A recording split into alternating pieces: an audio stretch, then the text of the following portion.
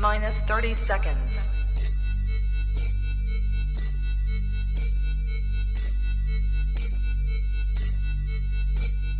T-minus 20 seconds.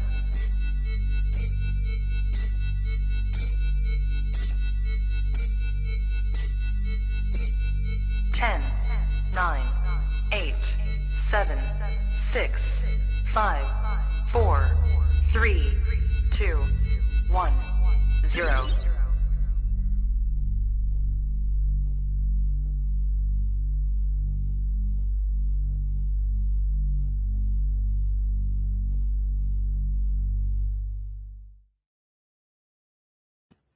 What's up, everybody, and welcome to episode 20 of Kush'S Korner here on the Trap Talk Reptile Network, the coolest reptile network in the world. Tonight we have on TJ Chambers from Chamber Serpents for round two. For a very special occasion, he just hatched out a clutch of Barneck scrub pythons, so we're going to be talking all about that. But before we get into that conversation, as always, USARC. USARC is the organization that is fighting for our rights to keep our reptiles, to run our reptile businesses, and to pursue this means of life. If you are not already familiar with USARC, check out usarc.org for all of the relevant information. And if you're not already a member, please look into becoming a member of USARC. As a community, we have strength in numbers, so the more people we have behind the cause, the better. And we are brought to you tonight by the Reptile Super Show. The Reptile Super Show in Anaheim, California is coming up this weekend. For anybody who is either in California or looking to travel for a reptile show, check out the Reptile Super Show. It is one of the largest and, in my personal opinion, potentially the most well-run reptile show in the country, with vendors from all over with amazing variety of species. So check out this very weekend in Anaheim, California, the Reptile Super Show. We're also brought to you by Mark Bailey Reptiles. Mark Bailey is one of the OGs in the ball python game, has been breeding ball pythons at the highest level for longer than many people have known that ball pythons have existed. For some of the highest end ball pythons on the market from one of the best and most reliable sources, check out Mark Bailey Reptiles. And last but certainly not least, we are brought to you by Blake's Exotic Feeders. If you are here in the United States and are looking for quail to feed to your reptiles, check out Blake's Exotic Feeders. They hand raise everything at their facility in Florida, so you know you're getting a quality product from a U.S.-based source. Again, for feeder quail, check out Blake's Exotic Feeders. And here we are, just back here again after our 2-week break. We had an amazing episode with Lisa last week. For anyone who hasn't checked that out, please do. That was a hell of an episode. Shout out to everybody who is already watching on the live version. And thank you to everybody who is watching after the fact as well. Please subscribe here on the Trap Talk Reptile Network. Check out all of the podcasts. There's a show every single day of the week, so there is never a shortage of reptile content for you. But without further ado, I want to get right into this. Let's bring TJ on stage. Dude, how's it going? Good. How are you doing? Hey, can't complain. You got to be doing pretty well right about now, I would assume. Yeah, I'm doing pretty good. Not too shabby. Things are definitely looking good in the snake department over here. Hell yeah. Well, so I guess let's just jump right into it, man. You just had a clutch of Barneck scrub pythons hatch out. How does that feel? It feels really good because I've been really fascinated with scrubs for so long. They were the species that really, I feel like, pulled me into the hobby and made me really passionate about snakes. Yeah. And so I had to own some for quite a while before I got some success, but I got a female from, when did I buy that female from you? Maybe 2 years ago? Probably, yeah, 2.5 years ago at this point. Yeah, so that female, and then I picked up a male maybe a year before that from Roy Stewart, I believe is his name, from Tierra de Morelia. Okay. He's a super cool dude.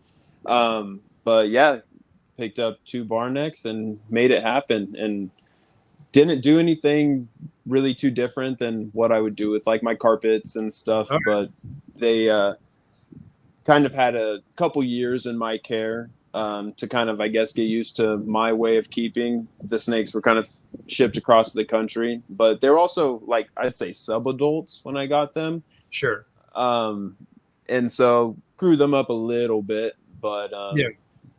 but yeah, mostly they're pretty much adults when they got here.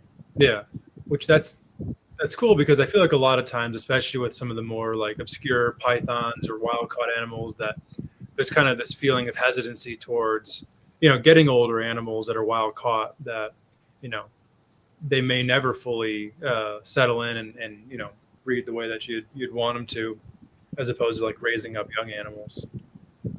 Yeah, I think that people probably have maybe an easier time if they raise them up themselves, but I guess I just had my like snake room dialed in, and so like I knew the parameters that they were going to go right in after quarantine, like into a room with where I keep a bunch of other snakes, very healthy and everything like that. And so I don't know. I think a lot of people maybe get shied away from that because there's a lot of talk of like, there's always been that talk of like, definitely give your females a while to settle down. But you start to hear about more outliers of like, I want to say I heard of Ryan Young, like getting a ring python and breeding, like because his female killed his male, he got a male that year and bred him that year. I think he's done that with a couple species. And so I think it's just kind of like if you got a good setup ready to go for them and the snakes are in good condition, I don't see a reason why you shouldn't maybe try, especially if the females are giving you signals. Because I would hate to be like, okay, I just got this female, even though she looks like she wants to breed, I'm not going to put a male in there. And then maybe she ovulates and gives you a bunch of slugs and that taxes her. And so I don't know, it's maybe a fine balance you got to find an individual basis for sure when it comes to certain snakes. But I got the Apodora to get me eggs after just having them a couple months, but the male was like going to kill himself trying to get to the female. And so I was like, she's either going to kill you or you're going to kill yourself. So go ahead, dude. And cause he was like pressing at the corners of his enclosure, trying to get out so bad. And I was like, okay, like, let's go for it. And he just locked her right up. And I had those snakes for maybe 2 months. I wasn't going to breed them, but that male probably would have hurt himself and like reticked his face all off if I didn't give him access to the female. And so I was honestly like, dude, you're gonna hurt yourself unless I don't do this. So and it didn't fully work out. Got infertile eggs, but even a difficult species like that, I think, are still capable of going for you right when you get them. Yeah. If the animals are in good care or previous to you getting them. Yeah, and like at least it points out that potentially the stress of the move might actually be part of stimulating breeding at times. And I know I definitely experienced that this year, or I guess this past breeding season. I think it benefited and hurt at the same time. But yeah, I think if you play that, if you play it to your benefit, I think you definitely can. Because it seems like a lot of the time, and there's other factors too, but you'll hear people who have some sort of kind of obscure species and they've had them for years and they've never bred them successfully. And I think you probably attribute some of that to just like a lack of different stimulus, just kind of like the same repetitive thing over and over again. So I wouldn't be shocked. Yeah, I think I remember hearing Lawrence Kitchington talk about how, like, in his eyes, the long periods of no food is them being like, oh man, I might starve, so I better pass on my genes because I don't know if I'm going to be able to make it, like, if I don't have any food to sustain me. And so I think he talked about something like that where he would, when he did like a hard winter for his females where he didn't feed them, and he thought that was like the stimulus of like that fear of dying is like, I better pass on my genes. And yeah, so, I mean, that's definitely an interesting thought. I think that can kind of go one of both ways of like, starving is not normally associated with abundance, and you want abundance for your babies. Right. Yeah. But yeah, I mean, that is definitely, there could be something there for sure. Yeah, it could just be that it's the right trigger, but it's not the right reason. Like the long reason of food is they're like, oh, I don't have any food right now. Might be a good time to build some follicles or do whatever I might need because the food will be there later, and they know that kind of thing. So I don't know. Do we know if really anything at all about these snakes is kind of what I'm learning all the time because I also have a carpet python living outside right now here in Phoenix that has been out there for probably like 6 months, and it got 116 degrees the other day. Not the snake itself, but the temperature. But where I keep the snake is in the shade, but it finds a place that's cool in its big enclosure. And so that's been a big eye opener of like, what can these snakes tolerate if they have proper hydration and hiding like places? I think that they're really capable of a lot because I can temp gun that snake's skin when it's 101 degrees ambient outside and its skin will be 88 degrees, which you could still argue is pretty warm for a snake, but like I think that's what we think in captivity because we also have snakes that live in this state in the wild. And so like snakes can survive. It might not be ideal python temperatures, but there's also, I mean, Brettles pythons, they come from a place that gets really hot. And I imagine they just hunker down like what my snake's doing under a big log and they find ways to stay cool. But, asked me a couple years ago, I would have never thought that you could keep a python outside in Phoenix, but this snake has proven me wrong, and it's been cool to see. Where did that idea come from to do that? Jealousy over people that live in Florida or Australia that get to keep stuff outside. Well, I want to do that too. And so fair enough. It was comfortable temperatures outside. I mean, a good portion of the year here is like 75 to 85 degrees. Like we have good weather other than the summers suck. And then the winters get pretty darn cold. But I had that snake out there when it was like ideal temperatures. And then it just like one day I think hit like 102 randomly. And I was like at work, like, wow, it's hot outside. Like, oh shit, I hope that snake's okay. Get home and he's totally fine. And I was like, okay, well, you seem cool. We'll ride it a couple more days and we'll see. And it's just been one of those things where I do a morning and a night check on him, and I water down the cage area with a hose, and I also like spray the tree above him. And so he gets like a dripping for maybe like 30 minutes off of the tree into his cage area.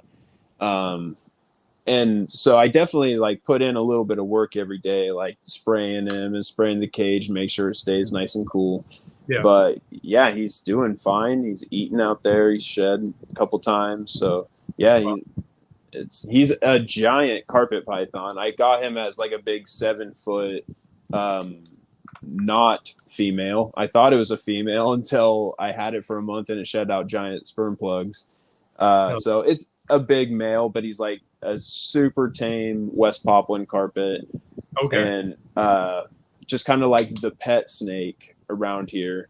But he isn't one that like fit into my breeding plans or anything. So I figured he would be like a good snake that I could pull away from the collection and and he was also like, I'm pretty sure a wild caught like import IJ as a little baby. He was a pet shop snake in a local pet store here forever. So but yeah, sorry about the rant about me just trying to reiterate that I don't know a lot about snakes yet. I'm still learning. Well, yeah, I don't know if any of us really do, but it's how I start to feel. Yeah, I mean, truly, the more time goes on, the more I'm like, oh, people are just, something worked once, and then you know your entire personality formed around your belief of this one thing. Yeah, and the hobby is so small. Like, there's not very many like a lot of people play music, but it's not very often that you could just shoot like Post Malone a message, and like he's an industry leader. Like, you can talk to an industry leader, Yeah. and they're very accessible. Like, you can gather up all of the best breeders you can think of and have yourself a little podcast or whatever you want.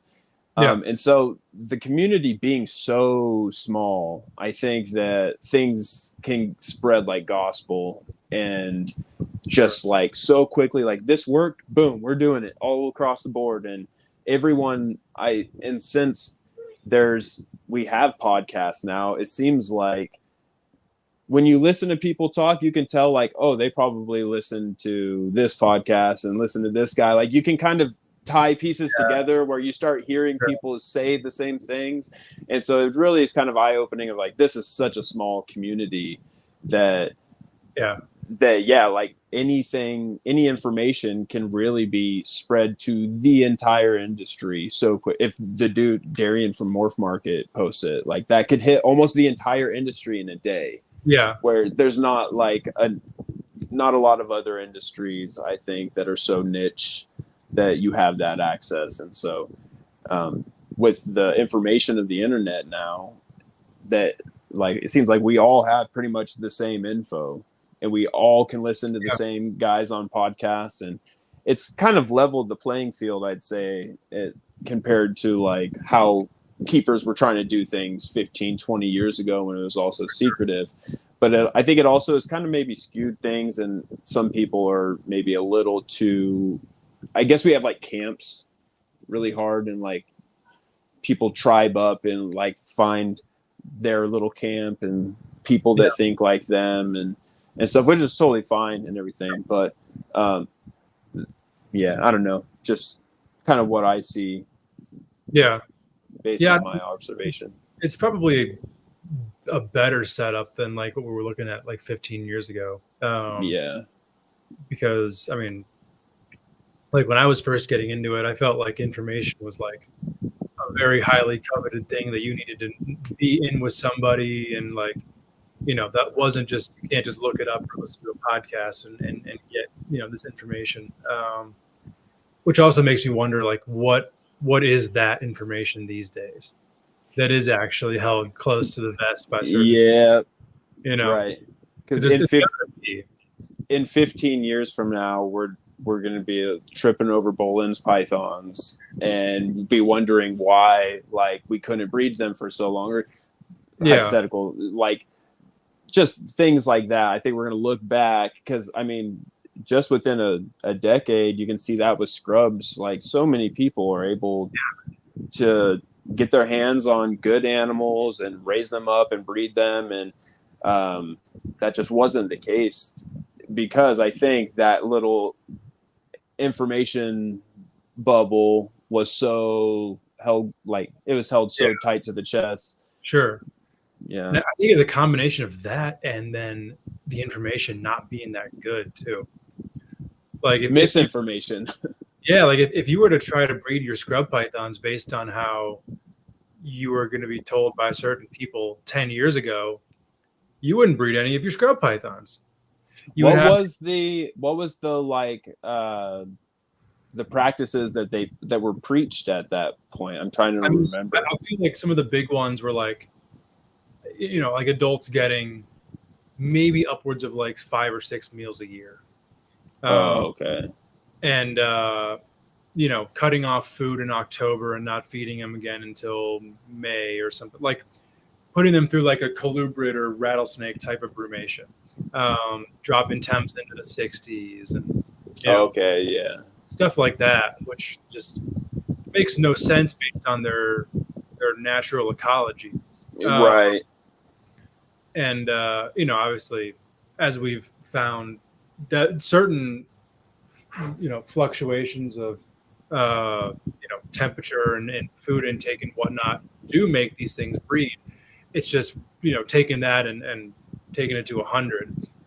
Right. But and then like treating them like they're different than other pythons. Like they're they're pythons at the end of the day. Like they're, they have different things that make them special, but like at the very basic care level, they're every other python, Yeah, 100%. And I think that certain people were trying to make it seem like that wasn't the case for whatever reason, for vanity or for whatever. But like, for instance, like, I think about it all the time. 5 or 6 years ago, maybe we were looking at 1 or 2 scrub python clutches a year in the US. And I counted, and I might be wrong, but I think this year we're looking at 14. Damn, that's fucking cool. 14. And like 14 with babies hatching. So more that were laid and weren't any good. Are you saying in the country? Mm-hmm. Yeah. Okay. Damn. Yeah. That's good. Actually, we have one of those guys in the chat right now. Oh, and yeah. Hell yeah. All is doing what none of us have the guts to do, and maternal. Yeah, I saw that. It's a ballsy move. Yeah, I mean, couldn't be me, at least yet, but I tip my cap to Paul for doing that. I don't really run hotspots, so I don't know if I would actually be able to successfully do maternal incubation. Yeah. I don't know if she would actually be able to get warm enough. I'd probably have to alter my keeping a little bit if I wanted to do that. My concern, at least, and you're in a very similar climate to me, would be the humidity. I struggle to keep my rooms humid. Yeah, we talked about it on the last episode we did, but like, I don't know. I mean, like, I have a lot of my adults on paper right now. Like, they have humid boxes, but they're nothing like an incubator. Right. I've only ever maternally incubated ball pythons, but that'd freak me out for sure. But it would be, I mean, just to get a picture of that mom coiled around all the babies coming out. That would be worth it to me. But do you picture yourself trying it ever? Oh, for sure. At some point, when I feel like I'm in the right position to, with a female that like I've already gotten a clutch or 2 from, that not it's gonna sound bad, but like I could afford for it to go wrong. That I get you. The first time I get good Moluccan eggs or Halmahera eggs will not be the time that I do eternally. Right. Understood. But yeah, man, that'd be insane. But yeah, I mean, 14 clutches in the US. Have you heard of any Moluccan clutches happening? No. What about Halmahera? I didn't hear about anything this year. I don't know what either Chuck or Shane did this year. I mean, Shane had 2 clutches last year, I believe it was. Yeah, he's probably got enough for the moment to not do it back-to-back years. Well, yeah, letting his females take a rest, because I'm not 100% sure about the exact kind of details of the group he's working with. But then other than those guys, I don't even really know who has it. I mean, I have a group of adults. They weren't really all quite up to size, but for this coming season, they definitely will be. I don't even really know, like with Moluccans. Yeah, I guess they're the guy in, I think, France or somewhere in Europe. He had a really big. Was that last year? He had a clutch. Moluccans. Yeah. He had a clutch this year. I think he has a clutch incubating now, but I believe they were mostly infertile. Okay. I think they were mostly infertile, and I think he also has Halmaheras, if I'm remembering properly. But yeah, that guy Prisbilla, I think is his name on Facebook. He's a badass. He does some pretty cool stuff.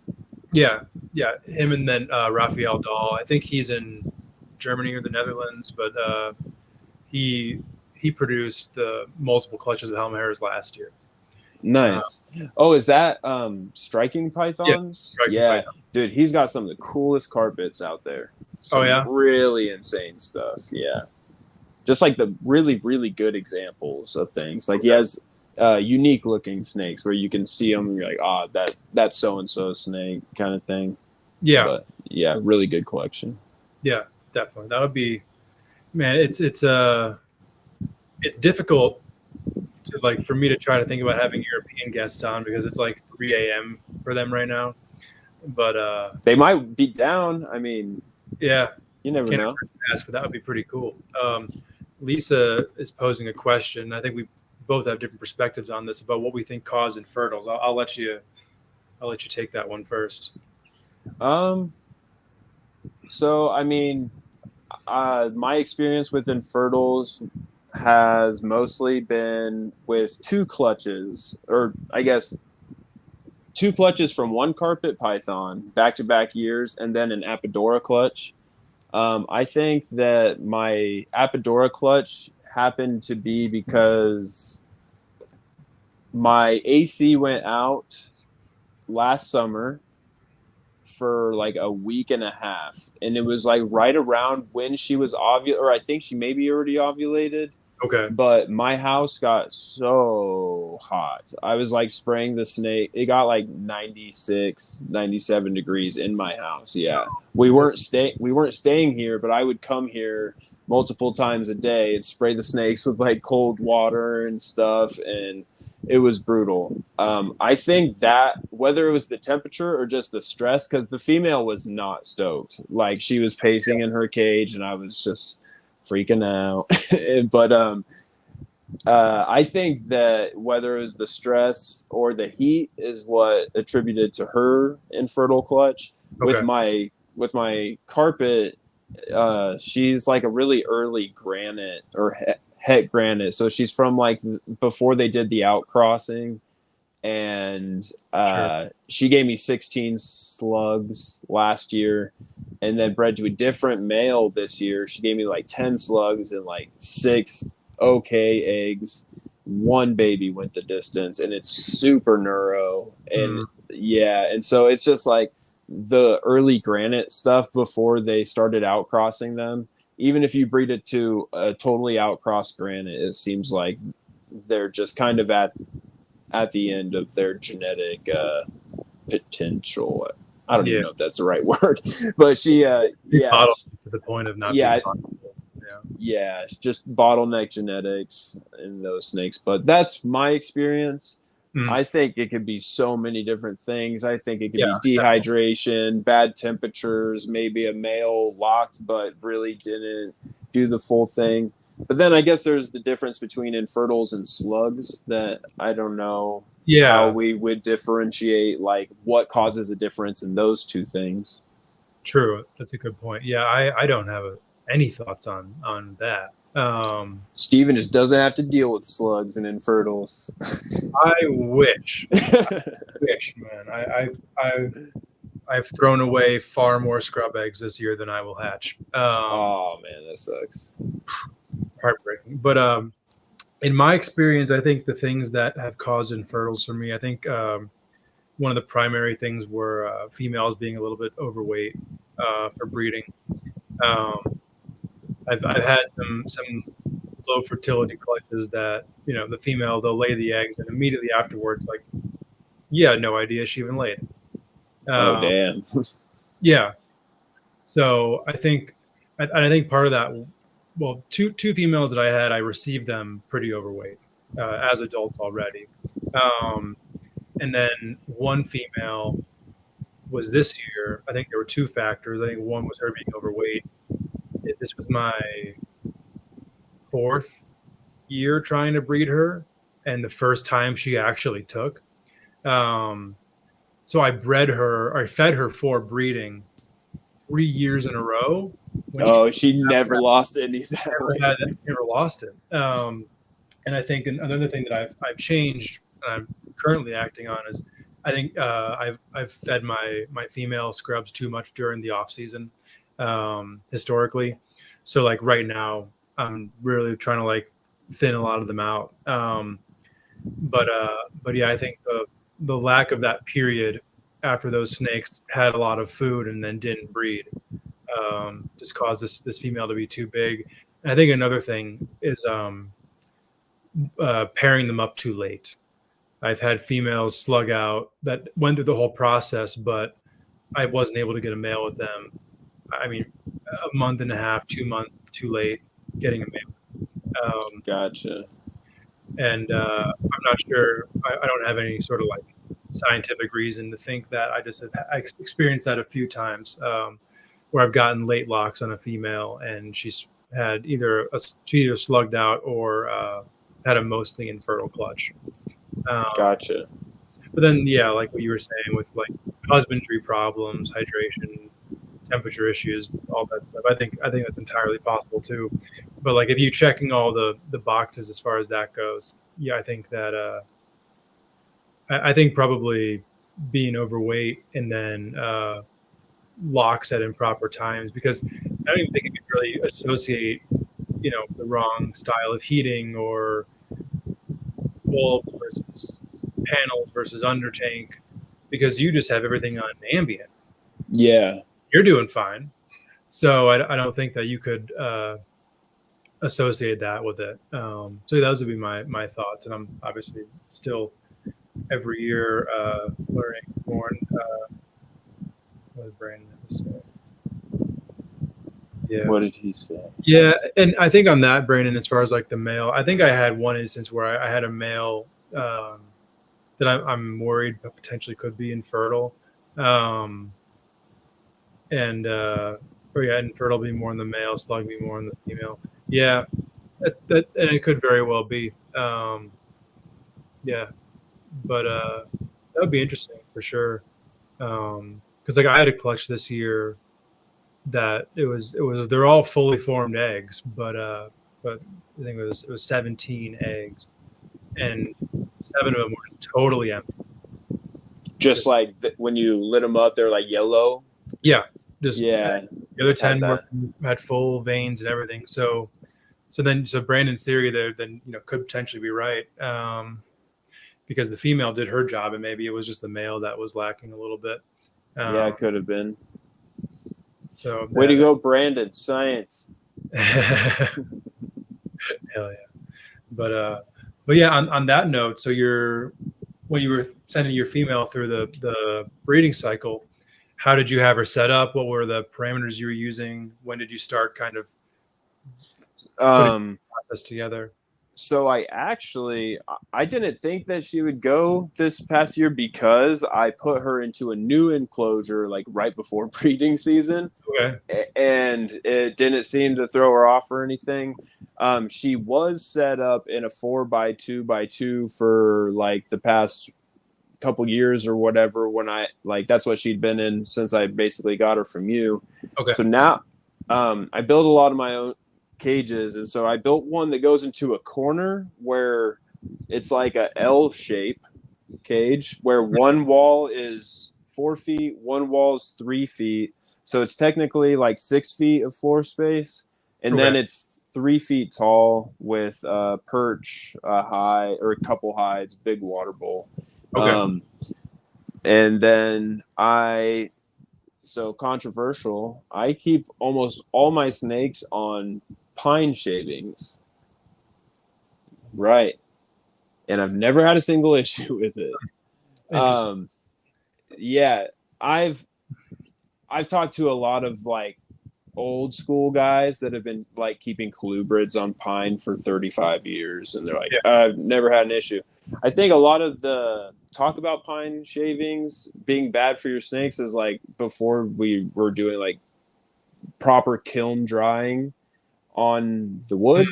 And so I think like you would probably get like bags of pine from Home Depot that maybe had like sap in them still. And I get this stuff locally. I used to buy it for my rats, and it was just such nice bedding, and it's actually decently cheap, that I wanted to try it on some snakes. So I saw Don Patterson up in Canada keeps his carpets on pine. So I started doing that.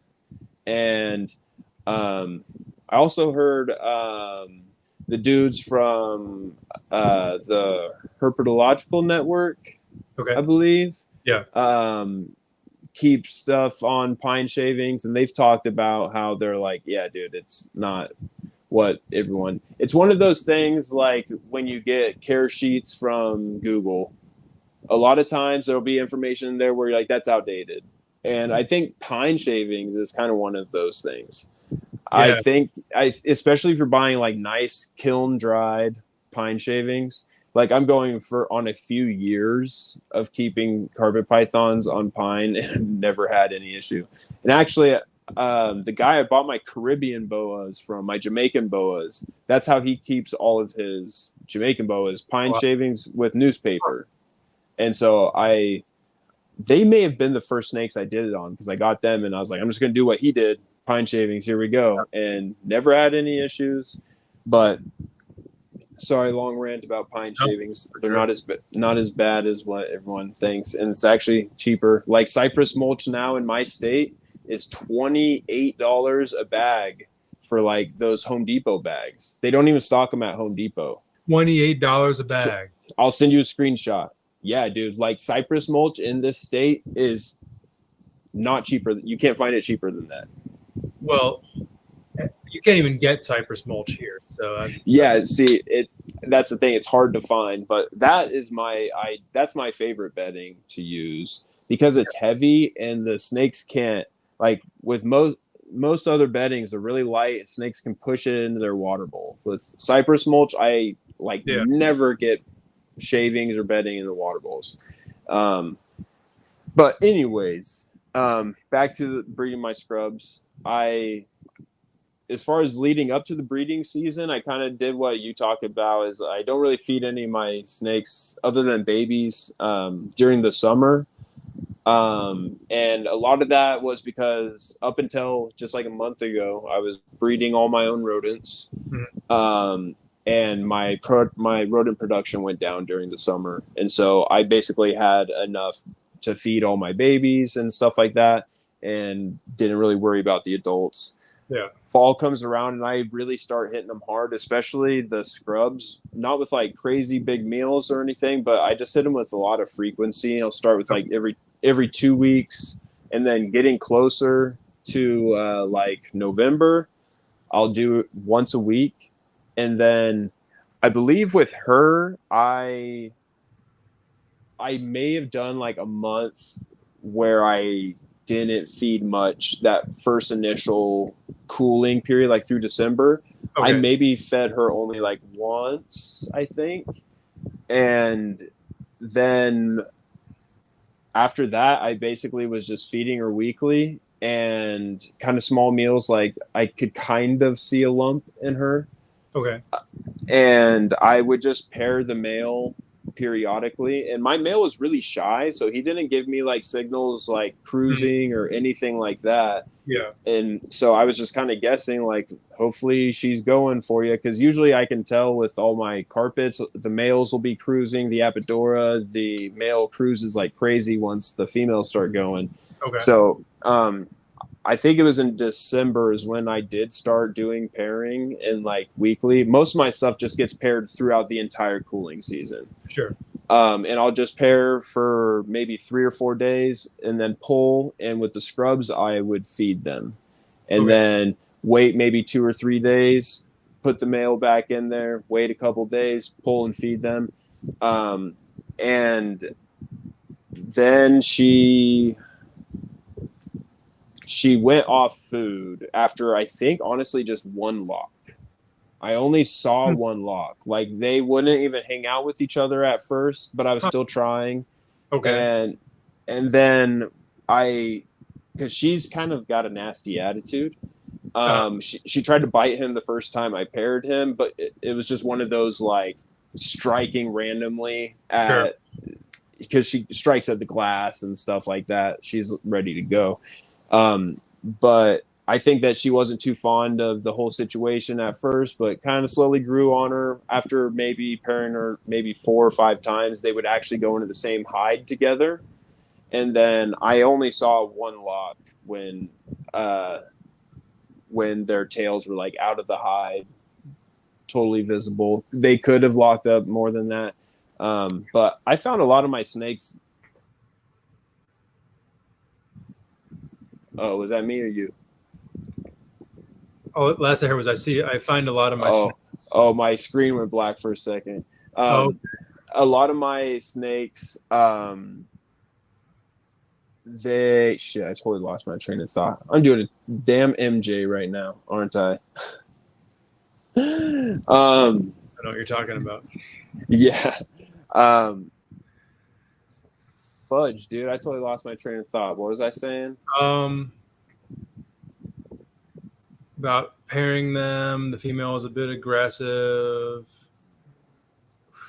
This makes for some great audio content. Yeah, I bet it does. Anyways, I think that eventually, like, that's what I was saying. A lot of my snakes don't breed in hides. They will like come out. It's almost like the males like come out here so I can put you how I want you, kind of thing. Like with my Apodora, the male would almost like go and push the girl like out, like kind of bug her in her hide. He would go in there and like nuzzle her around and like try to push her to come out, and then I would always find them in the middle of the cage, just sprawled out across the floor, locked up. And my scrubs would do that too, where they wouldn't hide and breed, especially my Highlands, which didn't go for me this year, but I have a Highland male that he will try to breed another male. He did that. He locked up another male before. Hell yeah. But yeah, he'll usually get the female in the middle of the cage and be like, we're doing it right here. So that's always nice to be able to walk in the room and be like, oh, a lock. Yeah. But yeah, so I don't know. They could have been doing it inside the hide, but sure. Only one confirmed lock, and then she went off food, and I would still offer her food every like 2 weeks at that point, because once you'll see them, they'll be eating like crazy. They're super ready, and then they just shut it off, and you're like, okay, something's going on. Yeah. So she did that, and then just went through the whole process. As far as like my building drops temperature maybe down to like 68, 69, maybe like at the lowest. And then that would be at night during the winter breeding season. And then during that time, it only gets back up to maybe 80, 82 during the day. Okay. So it wasn't getting too hot. Nothing too crazy as far as the cooling. And I honestly don't even know if the cooling was the thing that did it. I just always cool and food cycle. So hoping that one of them will do the trick, but it's hard to tell which one is the actual thing. But I bet with the scrubs, it's more so food. With the carpets, I think it's more so the temperature. Or it's how you use the food is a little different with them. Because with the scrubs, I'll just feed through, and same with the Apodora. I was feeding while I was pairing. The carpets, I don't do any of that. I just do the hard stop at like the beginning of November. I'll just cut them off food and just start pairing. And but I do a lot of combating with male carpets, and so that's kind of an indicator of getting my boys going early in the season. And then I think the early introductions, like even if I get locks, I think those are maybe just like getting the girl in the mood kind of thing and showing her like, hey, it's time for us to do this. Yeah. But I found that I'll get locks with carpets for like almost 2 months before my females even start really swelling up and all that. Wow. Yeah, I'll let carpets lock like 10 times. Yeah. But they'll do it. Like you put a male in, if he's a good boy, he'll lock her up right in front of you. Like all my boys are like that.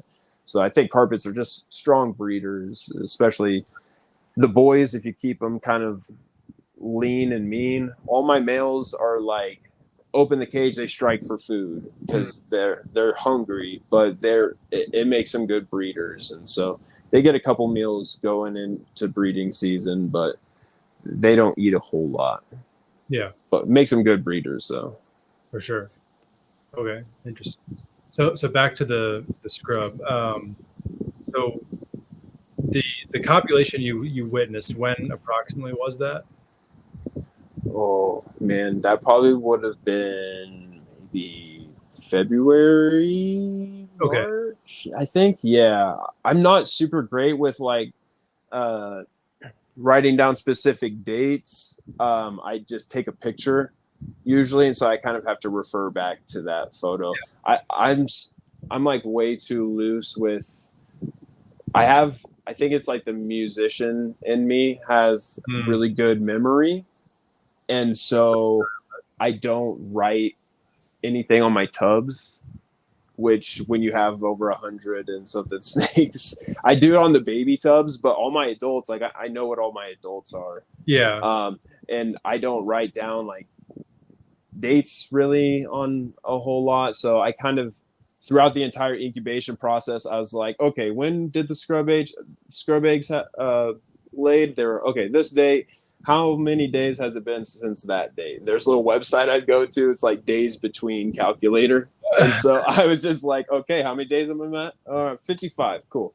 But they ended up hatching at like, I think 88 to 90 days. Okay.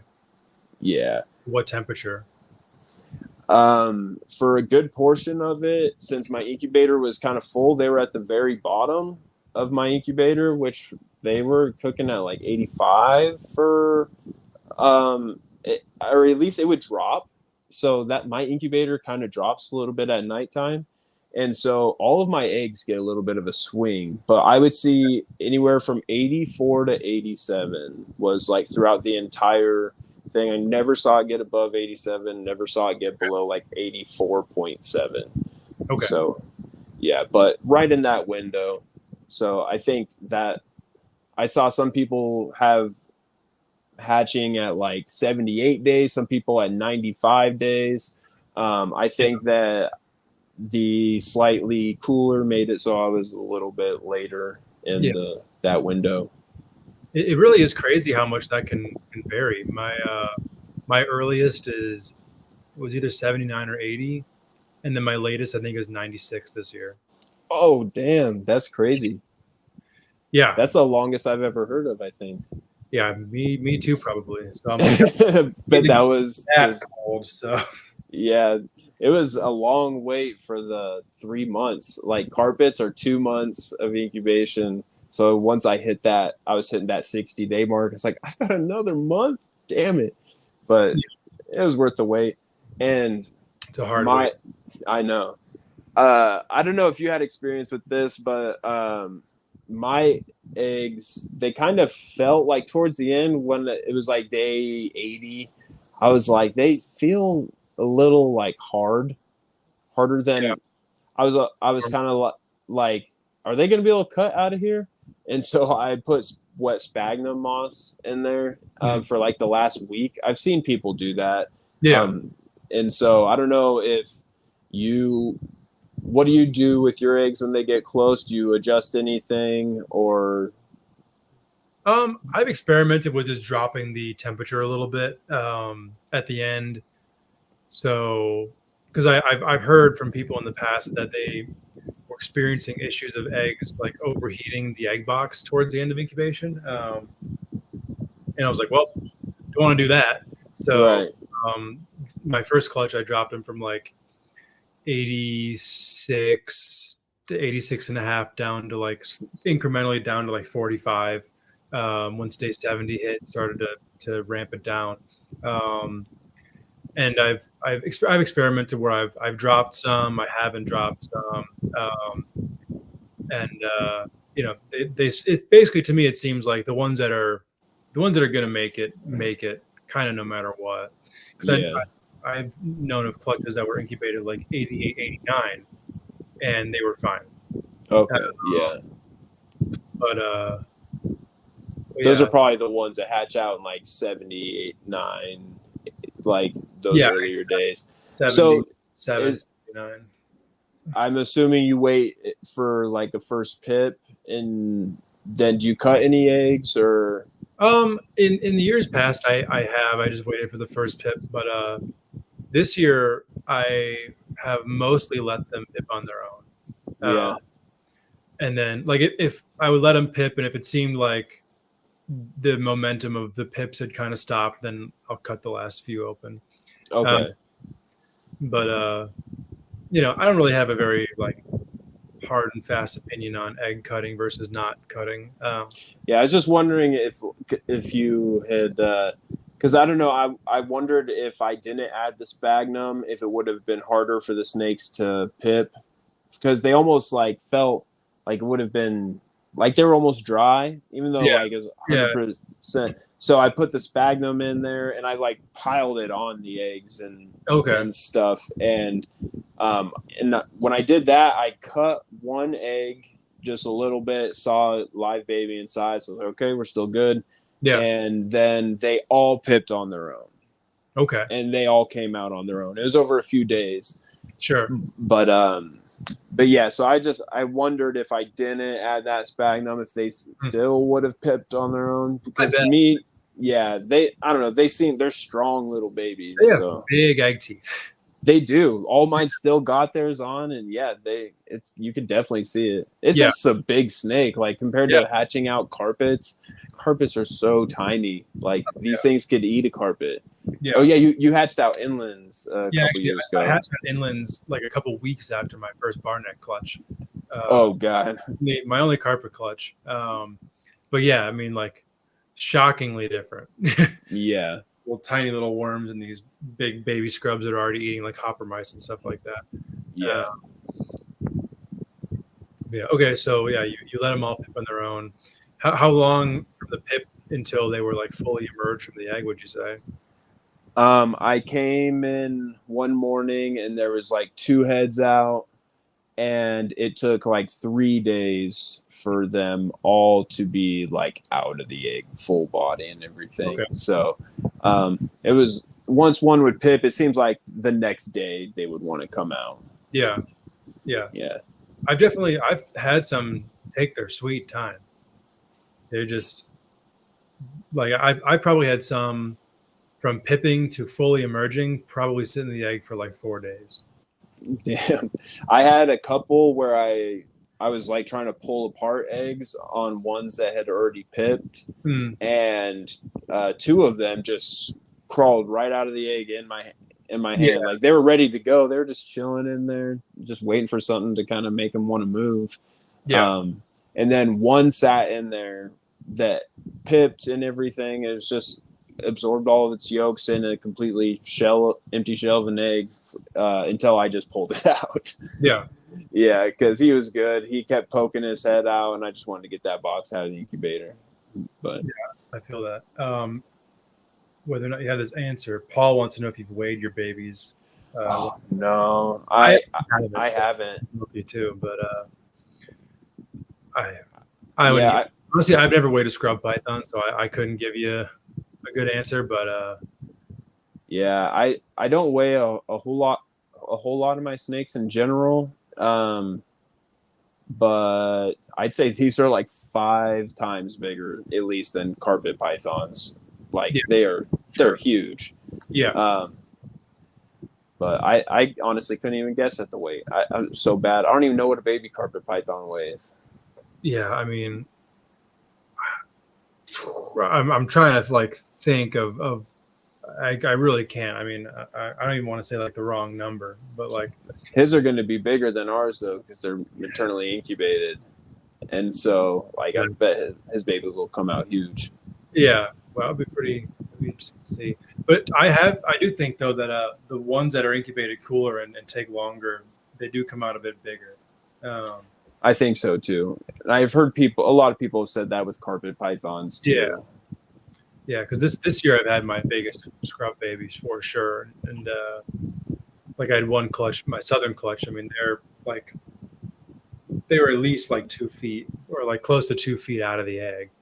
And I was just like in shock. I'm like, why these things are fucking massive? Like, you know, I've had some that took until like their second shed to get that big. Yeah. Mine are way chill compared to like all of my carpet pythons. Yeah. Like, carpet pythons are just, I think it's because they are a little bit of a smaller python. They just come out so aggro, and they'll like be flighty and all the crazy shit. And all of these scrubs are really chill. Yeah. So it's nice. Yeah. historically, that's been my experience too. This year, I have a few firecrackers in the mix. But yeah, a lot of the times, like the clutch of Barnecks I had like about 3 weeks ago, maybe, like they're all incredibly chill, which is really nice, to have those little babies be so calm, because they could just be sitting there just trying to light your face up the whole time. And it's just, Yeah, exactly. No one wants to deal with that. I mean, when you got a couple doing that, but when you're cleaning 60 babies that are all doing that, it's a little much. yeah, definitely gets annoying. Yeah. To kind of backtrack. Sorry. Oh no, you're good. No, go ahead. Okay, well, hopefully we can circle back to what your thought was, because I wanted to go back and ask you from the time that your female went off of food until ovulation, roughly how long was that period?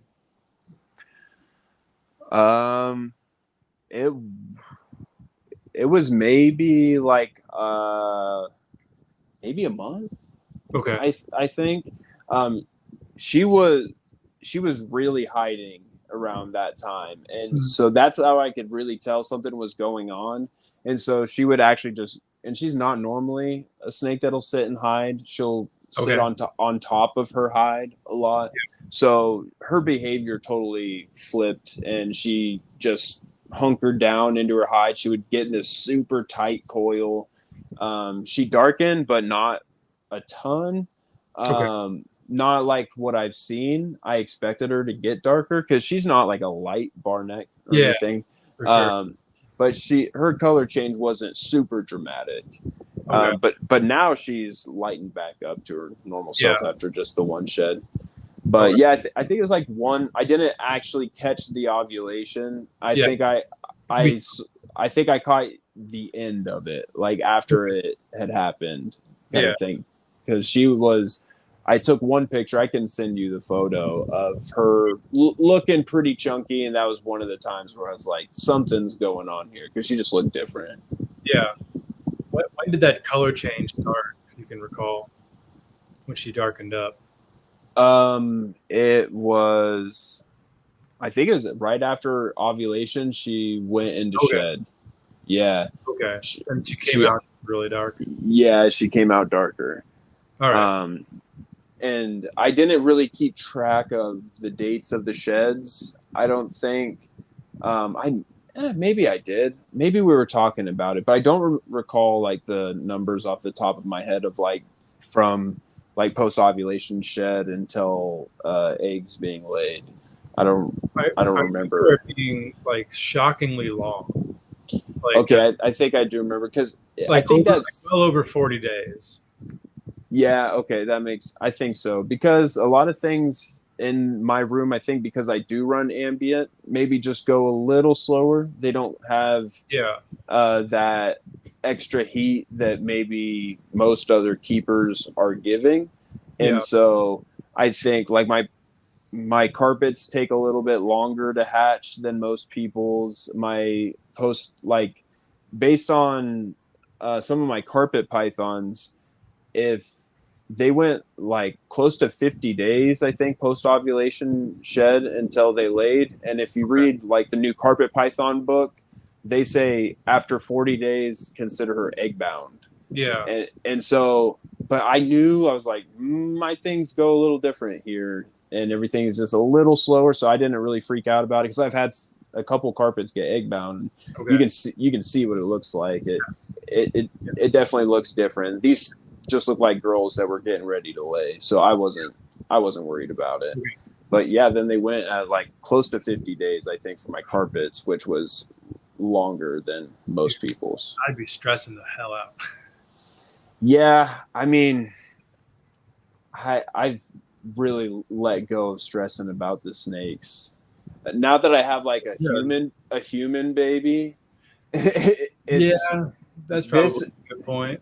Yeah, this is just like, and not that the human baby is like stressful, but it just puts into perspective, like, okay, this is something that I really got to worry about over here. Snakes are good. And like the snakes are good. And that it's, I feel like with the way that I keep, anything that goes wrong, I would hope that would be not in my power, and just like Sure. bad stuff happens when you keep snakes sometimes, egg binding. Yeah. And I've tried, after losing, I don't know, maybe like 10 animals over the past maybe like 5 years that I really cared about, it started to be quite a bit easier to look at this and not get so stressed out about it.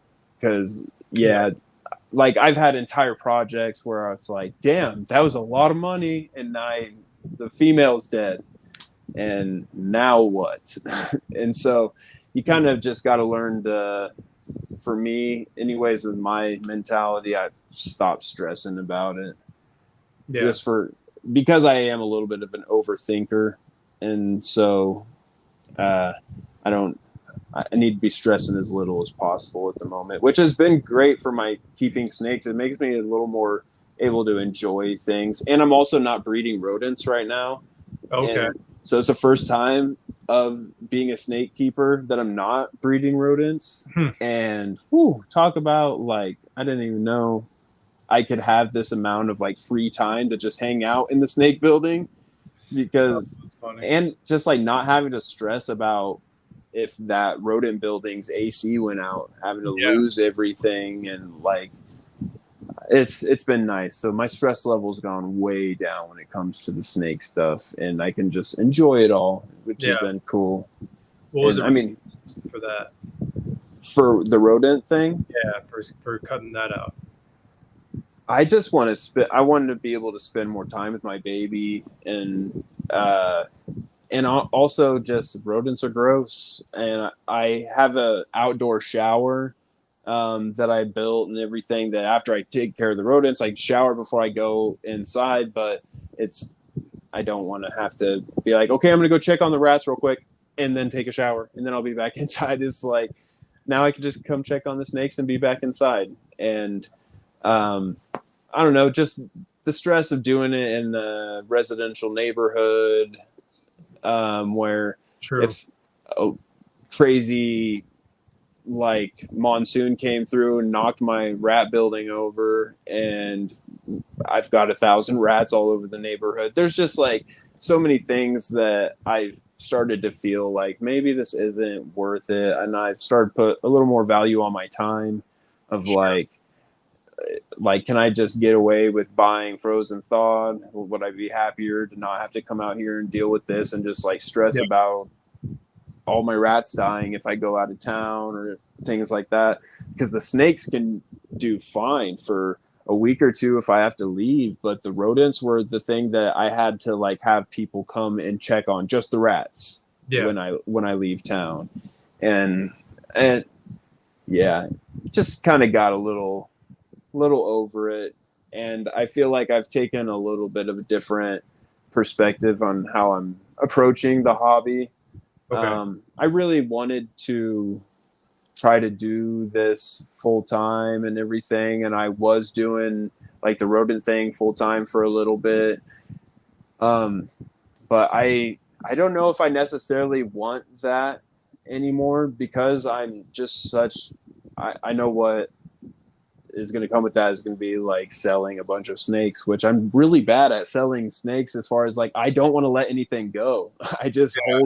I hold back so much stuff, and eventually I know I'm going to have to sell some things, but I didn't want to get into this position of like, I'm letting go snakes I want to keep just because I want to be making money and I want to do this full time. It's like, nah, if I sell any snakes, it'll be the ones I really don't want to keep. And I actually have a job I really like. And so I'm not really too worried about snakes making money, and rodents were kind of an avenue of trying to make this thing full time, because I could always sell rodents and stuff like that.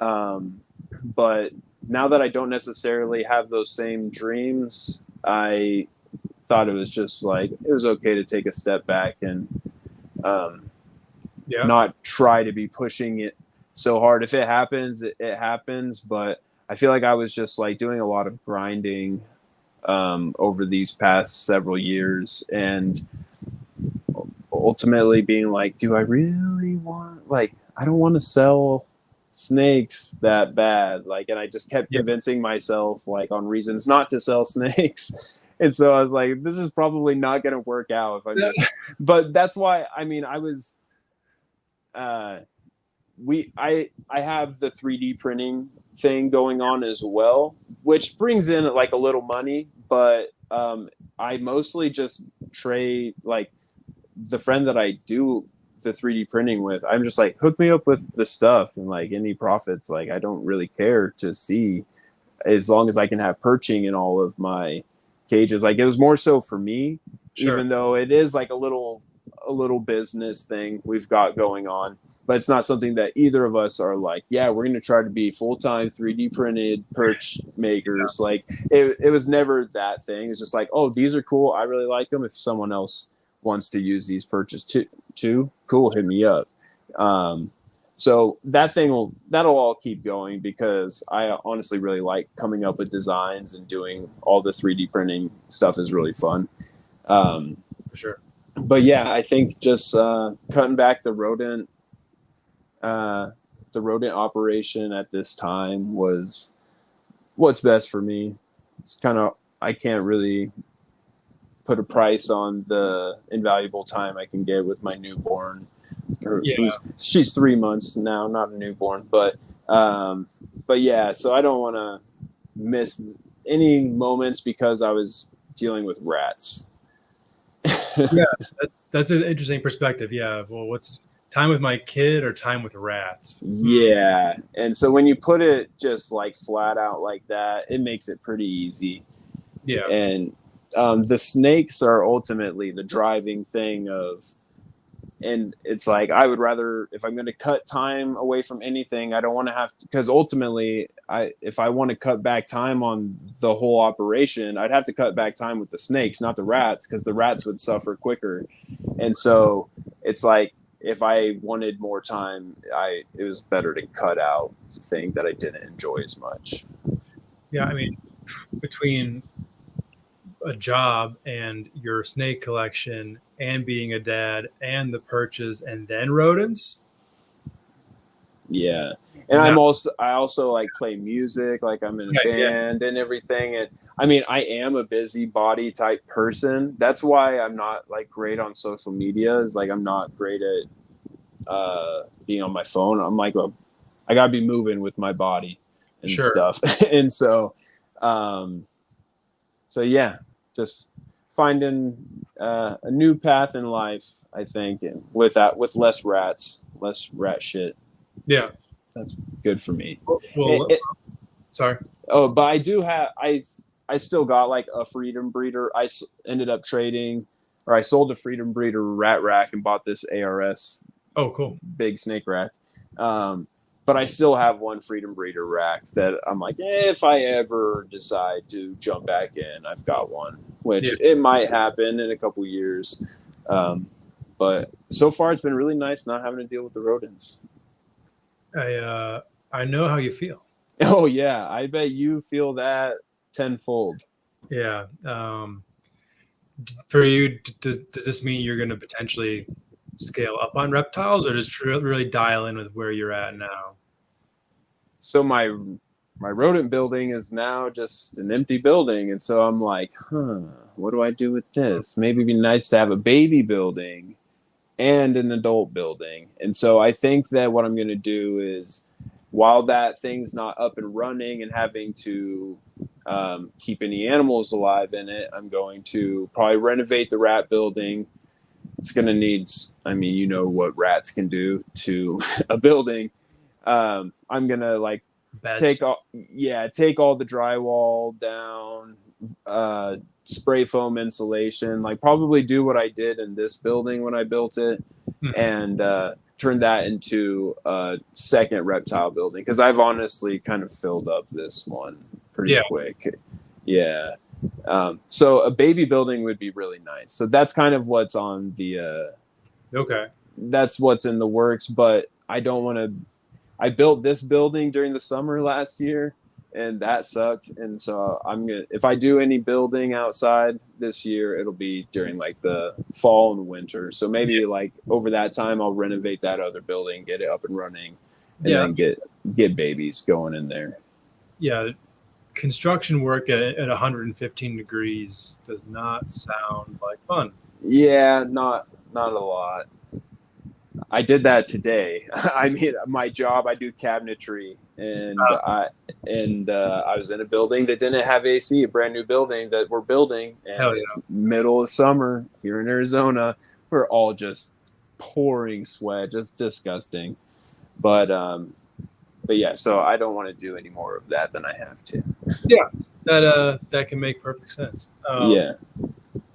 Scott's asking, I guess from the American standpoint, what rodents are worth these days, and you might know better than me currently, but I mean, for mice, I feel like from a retail standpoint, like pinkies, you're looking at probably like 40-50 cents a piece, and then like the adult, like larges and jumbos, probably like $1.50 to $2 a piece by now.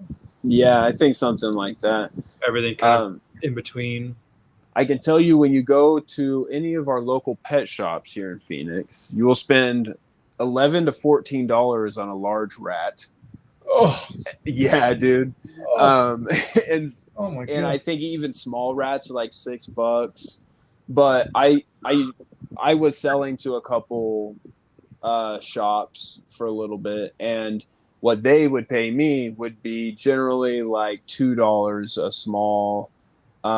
It's pretty close. People will pay close to what like Cold Blooded Cafe would have on their website for pricing. That's what people want to pay when they come directly to a breeder.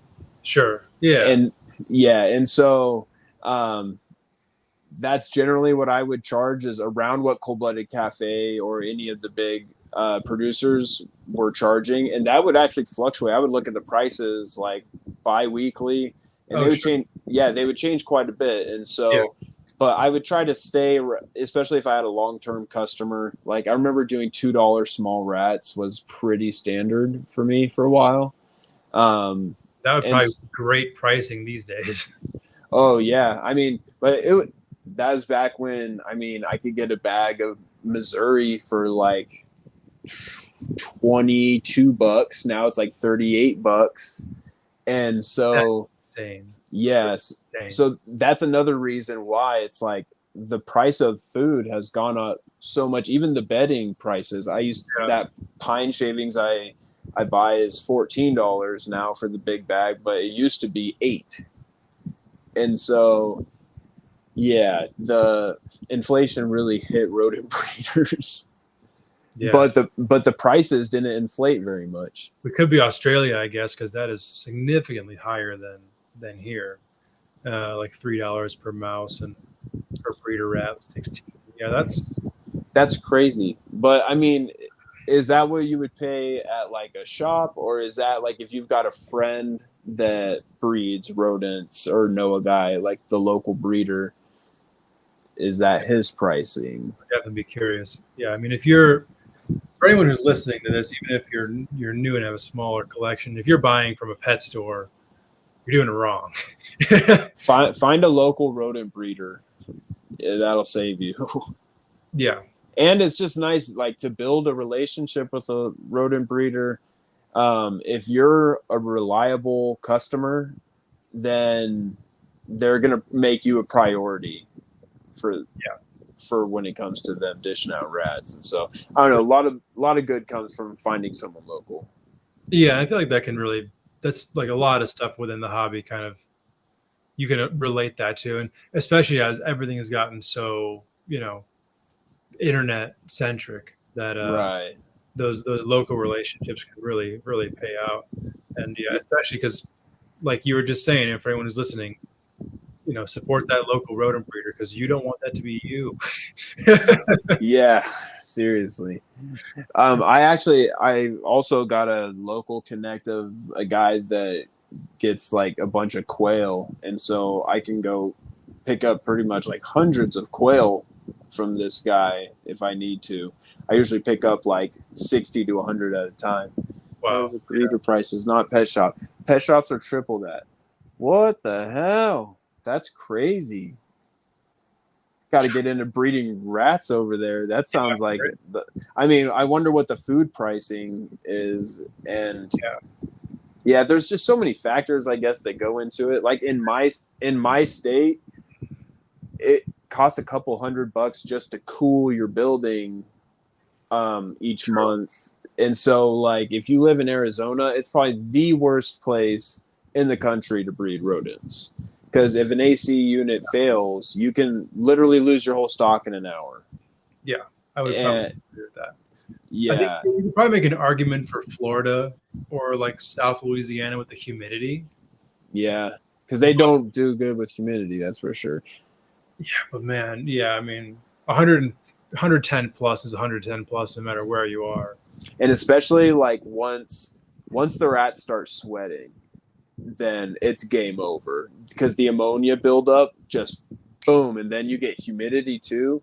Because I've walked into rooms where things have gone wrong, and it's just like getting punched in the face with ammonia because of how much they sweat, and then they're sweaty and wet inside of their dirty tub where they pee and everything, and it's 100 degrees. Yeah, I've had a couple times, like I've had some floods happen that were just atrocious, where me and my wife are elbow deep in rat slop, pulling rats out, throwing them in. Yeah, so we've had some moments happen here. Yeah, that once you experience so many of those, you're like, is this worth it? Like, rodents were the only thing that's had me at like, fuck this, I'm so over it, I'm so done. Like, it's never been anything with the snakes. Yeah. And the rodents, I probably had like 10 times where I would just sit there fucking like face in my palms, like, what do I do now? Yeah. And I'm just glad to not have to even worry or deal with that anymore. Yeah. No, I get that for sure. I like where I've landed with like 16 breeder colonies of mice and soft furs of, because I love the ability to control that quality. Yeah, that's the one thing that's like the obviously we both are we're talking about the downsides of rodent breeding, and there's a lot of them, but the main upside is directly controlling what's going into your snakes. Yeah, and also getting, I mean, I used to get baby carpets started on lives, and that was like my staple. I had almost all my carpets would always eat like first go with drop a little live fuzzy mouse in there. And so I was nervous going into this year, knowing I was going to start everything on frozen thawed, but I had an entire clutch eat first try on frozen thawed. Yeah. And I think I've got 1, 2, 3, 4, 5, 6. I've got like eight out of the like 50 carpets that haven't eaten. Okay. So far. Wow. Yeah. They're pretty easy, but all frozen thawed, luckily. I was nervous. Yeah. Oh, well, nice. What's your approach going to be with these scrub babies, getting them to feed? I'll probably try to give them mice. I feel like little snakes they like mice more than rats for me anyways. I feel like just the more bones, more fur. So I'll probably try to start them on like, hopper mice, maybe even bigger. Cause I've given carpets hopper mice for their first meals. Wow. Yeah. Jeez. Yeah. They can take them. No problem. Do they move after that? They sit for a couple days, but they'll be good. But yeah, I'll probably give them maybe hopper or small mice. And if the thing that I do that helps me a lot, and what I did this year, is super, super heated rodents. Like I'll even put like a heat gun maybe like 18 inches away, blowing on the little bowl of rodents that I got going, just to keep them like really hot, like hotter than what a normal live mouse would be. And I feel like that just focuses them on the heat signature. It makes them not realize my hand's there or anything like that. I feel like it's a little easier for them to zero in on exactly, because if my room is 84 degrees, the tongs are going to be 84 degrees. If the rodent is only 84 degrees, they're probably not going to be able to really differentiate, like, how big is this thing in front of my face? Is this even food? But if you give them a tiny little, like, hot heat signature, they're like, oh, what's that? Boom. And they can just go right for it. So that's kind of my trick on most pythons. I feel like, even with like tricky feeders, getting stuff really hot. That or I'll try maybe quail. If I need to. But I usually just do quail because I can get them cheap. It's not that I think that I'm not super in the camp that like diversifying your rodent diet does all this extra stuff. I think as long as you're feeding healthy prey items, you're good. You don't have to diversify. But I do it just because I can get a deal on the birds, and so. But I try not to feed exclusively birds, just because I do get little runnier poop, I feel like. So that's like my only reason for not feeding more birds, I would say. I get hesitant with the baby scrubs. I've had some get stuck on quail for extended periods of time. Oh, really? Yeah. Maybe I won't try that then. To me, that's like my last resort before force feeding. Okay. Yeah, I just it's better that they're eating something than nothing. But like they just kind of maintain until they become bold enough to start eating the rodents, and then they start growing. I really don't see much. They're, let's say a baby scrub python on rodents is like that. On quail, it's like very, very slight growth. I can see that. There's like very little to them, especially like what we feed them as far as quail are like fresh out the egg pretty much. And so there's no like gut loading, so to speak, that I can really imagine is going on. No, definitely not. Especially with those like day old birds. But even like, they'll have some mass to them. Like you'll see a good sized lump, but then there's just, it's just like there's not a whole lot really to them at that age. And I cut the beaks and the feet off of birds when I feed them, because I've heard of people having bad experiences, but I also just fed a chick to a scrub one time, and I just saw the beak going down like all the way, and I was like, oh my God, what is going on? Like, it was terrifying. The snake was fine, but you could just see the beak sideways as this thing was going down. I was like, I don't like that at all. So I just started, if you're going to do that, heads up to anyone, cut the beaks and feet off when they're frozen, not after they're thawed out. They just right off when they're frozen, and it's a gummy, disgusting mess if you do when they're thawed out. So that makes sense. Frozen, just chop the legs off with scissors. They're good. I've never run into issues, but one thing that I will say I've experienced is that with like my tiger rat snakes, I'll feed them a decent amount of birds. I'll sometimes get just like undigested feet in the poop. Whoa. Yeah. Huh. That's interesting. I'm not sure why, but they'll pass the feet. I'm like, that's gross, but all right. Yeah, weird, because I feel like people feed like dogs chicken feet and stuff as like a treat, like, so there's probably like their nutrients in there.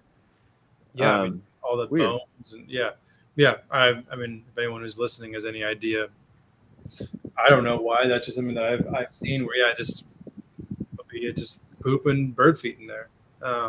I fed my Apodora rabbit, like a small rabbit, and the amount of fur that was pooped out of that was crazy. It was just like all fur and like a big clump, not like when I feed rats. It was very strange, and it was a rabbit that was like barely bigger than a rat, but tons of fur came out.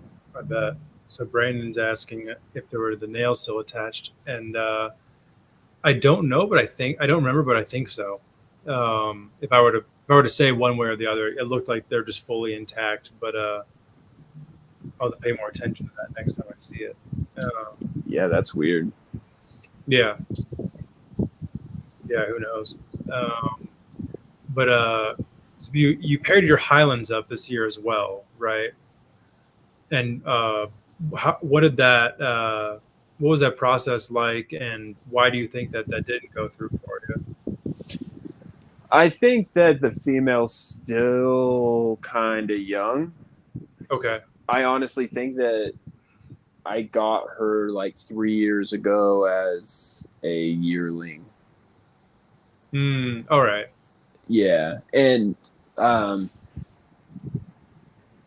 I don't know. She definitely doesn't mind the male being in there, and they will lock every time I put them together. And they did last year too.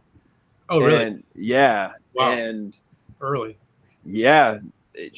I think the male was just so ready to go, and he was doing that thing where he was just cruising. I was like, your girl's still kind of small, but let's try it. And yeah, I initially put 2.1 in because I put him in with her, and I had another Highland male.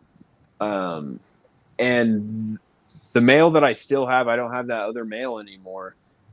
He locked up with that male. And like full tail wrap. I've got pictures and videos of it, but they were like so crazy interested in each other, the boys. It was really fun to watch. Like weird. They were, yeah. And they were like crawling over top of each other, spurring, like spurs were just like running. It was crazy looking. I think I've got videos of the spurs too. Wow. But yeah, after that moment, that male just like, anytime I put him in with that female, the other male never locked up with her, but this one male will every single time. And so last breeding season, I did pretty much what I would do to try to breed them. But I think that she's just still kind of young. Yeah. Her head is decent. Like she's pretty long. She's maybe like 7 feet long, but her head is still a little small in comparison to like the other female that I've got. She kind of just looks like a sub-adult still. Okay. Yeah, she hasn't filled out to that full blocky head yet. Sure. Well, man, I hope you can get them to go this year, because I remember when you were putting up, posts of that pair. I'm like, man, those are nice. I would. Yeah, I really like them. They're cool, and they're chill snakes too. They're like as far as my my scrub collection, they're like the only ones that are handleable. Yeah. Most of mine are a little bit aggro. Yeah.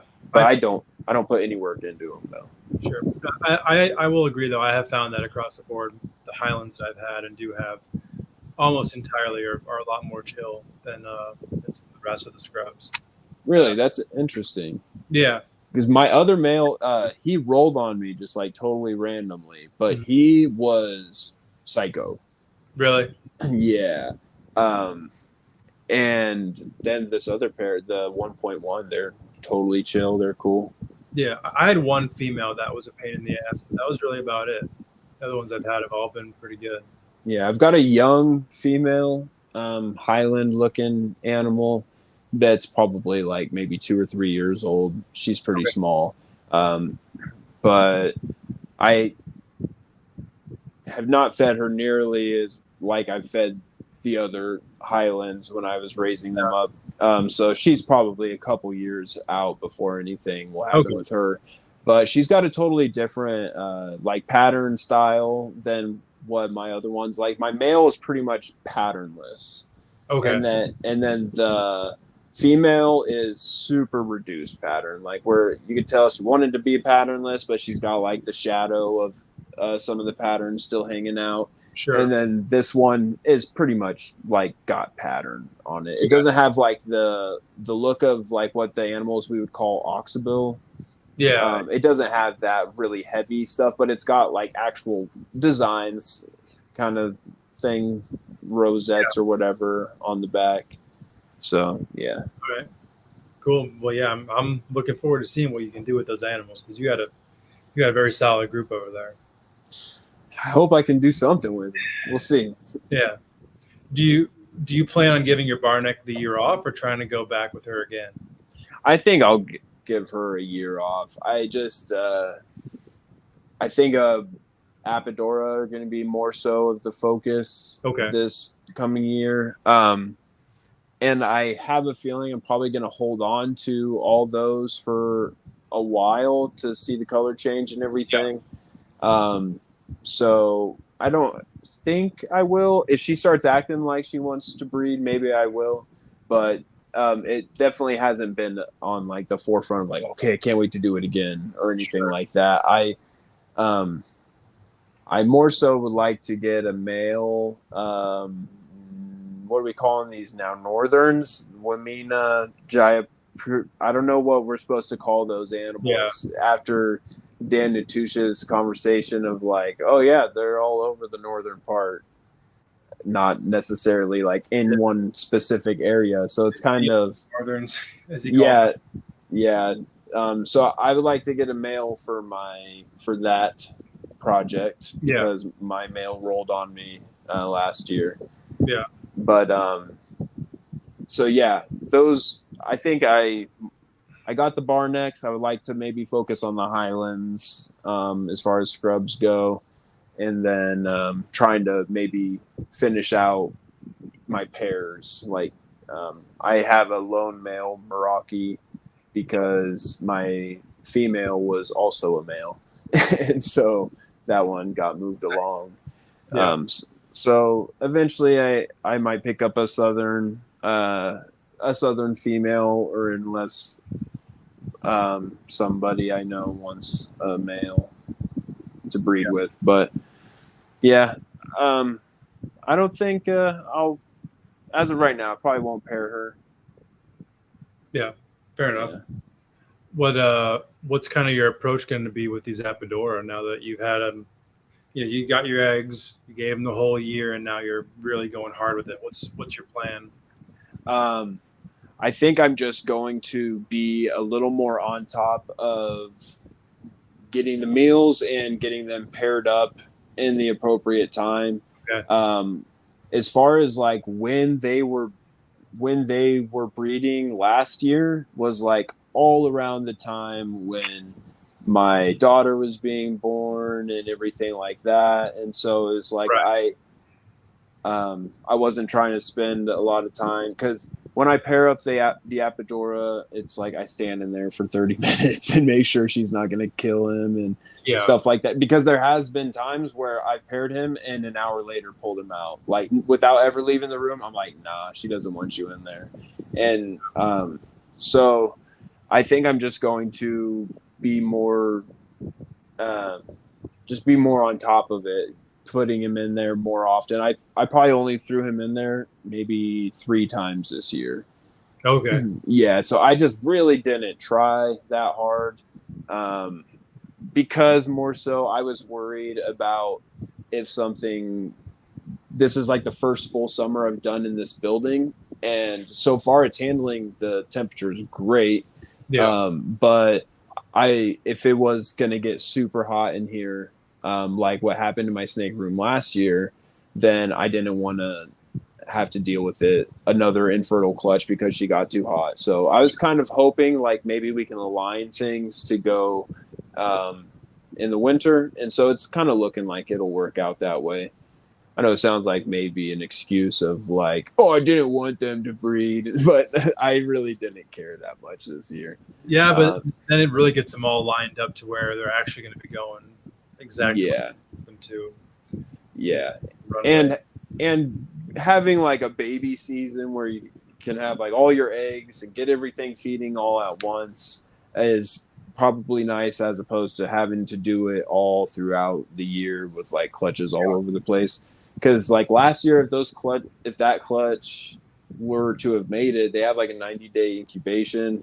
It would have been like November or December when those things were hatching. Right. And so then it would have been like, okay, am I feeding these things in my snake room when I'm trying to breed snakes? I don't like having rats in the snake room when snakes are getting put together. So, yeah. So I feel like that overall just wouldn't have been the ideal situation. What's ideal is like how all my other snakes breed for me. Sure. If I'd be happy if they go at any point, but if it were up to me, let's just do it during my breeding season to make it a little easier for me. Yeah, fair enough. No, I definitely get that. I like having everything on that. Like, this is when babies happen. This is when breeding happens. You know, people who are like, "Oh, I have clutches all months of the year." I'm like, that sounds terrible. Yeah, I don't think I would like that. It's what's cool about the snake breeding season is like you get these different like moments that are like build up moments of like, okay, I'm getting locks. Okay, everything's starting to get locks. And then you start getting your eggs, and it's like you have all these different like Christmas morning type feelings, and then you get the incubation, and then you get things feeding, and then you got things shedding and changing color. And I feel like if that's all spread out too much, it wouldn't be as much of a like crazy moment. Like, oh my God, look at all these babies happening. Let's get all, and it's also probably easier to go through and just spend your hour getting things to eat throughout one period of time, as opposed to like once a month, you got to go in there and for sure dick around with all the babies for a little bit. And then it also creates that nice period, like in the winter, early winter, where like adults aren't eating, the babies are eating well. We're like I can chill for a little bit. Like, this is actually kind of easy. For me, you know, all my rattlesnakes and colubrids are in brumation, and you know, I have like a half collection for a little while. It's kind of nice. Yeah, that's like the summer thing for me too, is like it's hot and I don't necessarily want to be dealing with cleaning a bunch of snakes, a whole bunch. And so don't feed them as much during the summer, don't have to clean as much during the summer, and just gives you a little bit of a break. Yeah, definitely. Speaking of the baby season, what's the carpet python year been looking like for you? I've seen you post some wicked looking stuff on your page. Thanks. Yeah, I've this year was about trying to just make some new stuff that I feel like I don't see a lot in the carpet industry. Okay. I feel like right now carpets have they're sitting on a pretty decent foundation in this country of like, we've got all the morphs, we've got a bunch of pure stuff, we've got a bunch of snakes with good lineage, and we're sitting on a bunch of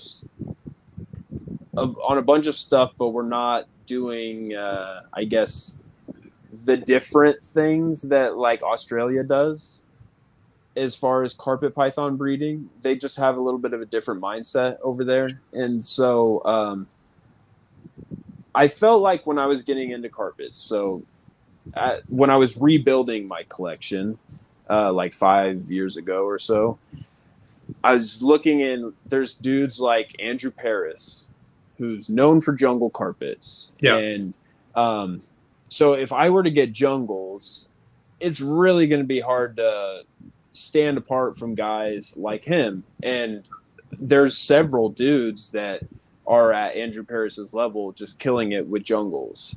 And then you've got dudes doing it with diamonds. You've got guys like, I guess you've already got people that are really established with the animals that they keep. And I have a flaw in my personality type that I kind of like to do my own thing, and I like to go against the grain a little bit. And so I just wanted to do something that was just me. And so I looked at other people's collections, or I guess looking at snakes for sale on MORPH Market. I feel like breeders have kind of turned snakes into like their own type of look a little bit. Like you can look at like a lot of Nick Mutton's snakes, you look at them and I can almost tell it's one of Nick's snakes. Okay. Like they're kind of like he's done like line breeding in a certain direction where he's like created an identity on like, you want that type of snake or that look, you go to that person. You want the gamma line, gamma jags, you go to Martin Rosemond. Yeah. And so like I wanted to find my own little niche, as opposed to just like riding the coattails of other guys that are selling their not best animals kind of thing. Like they're keeping their best animals. And so I thought if I was going to do my own project using someone else's project animals wouldn't have benefited me. So I kind of tried to do things a little differently, I guess, where I'm doing a bunch of crosses and I kind of picked animals that looked unique, I guess, in themselves. So like really good examples of, I have a really nice Xanthic zebra that's 100% het granite. I know he's really nice because anytime I post him, people offer to buy him from me. And so, and I've had people offer me a good amount of money for that snake, and he's so badass looking. Mm-hmm. And so he was really a big part of like, okay, I'm going to base a lot of projects around this animal because not only is he like loaded with genetics, but he's like a stunning example of an Xanthic. And so all the Xanthics that I've produced from him are so nice, like black and white and gray. Yeah. Like they aren't like browned out or anything. And so I'm really trying to take animals that have really powerful genetics, I guess, like that, and take them in a different direction that hasn't really been worked with. Okay. So another example, I produced hypo gamma jags this year. So as far as I know, the pairing's only been done once, and I know the guy who did it, and he only produced one, and the baby didn't survive. Okay. I think he said he got a tumor. So right now I'm the only one who's produced these snakes. Not that it's like, oh, it's a world's first or anything like that, but it's like they're unique to my collection. Yeah. Kind of thing. Because what I did is I have a gamma female and I just put a hypo jag het Xanthic. And so people haven't put hypo into really anything yet. Like there's so I think they've made hypo Xanthics as far as in the country. Which that's like this year, Nick, I think just made the first. Yeah. And so like hypo hasn't been plugged into really anything other than like tiger, like polygenic traits. I know Nick has been working on tigers, hypo tigers for a while, but there were only a couple guys that initially got hypo, and I think it was like in 2017. And so like very few people have that gene right now. Yeah. And so I know what Nick's doing with that gene. There's a guy named Kyle Harper that has hypo as well. And then a guy named Vito Giannini, which is who I got my hypo from. He went the cross route, and he basically produced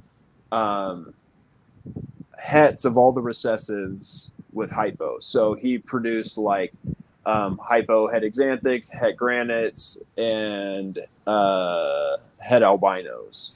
So he knocked out all of those really quick. So like I'm trying to do something a little different with the hypo gene, and just so I'm not doing like, if I produce a hypo tiger, why would someone buy a hypo tiger from me when you could buy one from Nick, the guy who literally wrote the book?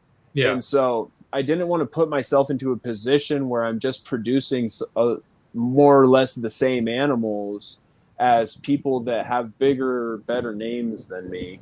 Sure. And so I just felt like it would be in my benefit, maybe not right away, because I think that my breeding, my pairings kind of ruffle the feathers of some of the carpet python community because we have so many purists.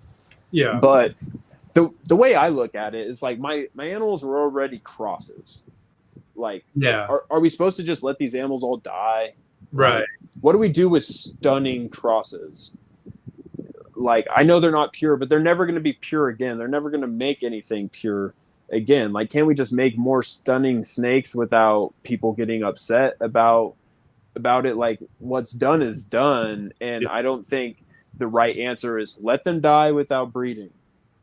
Sure. Like, I don't think that's, especially if they're really beautiful snakes, or if they have another, like, what if they're just a really good snake, like a tame snake, Yeah. or they were a really good eater? Like, I don't know, but I think that in the long run, it's going to make it so I carved out my own little niche in the hobby, and people that do like my snakes, they know where to go if they want something crazy like Frankenstein, carpet python.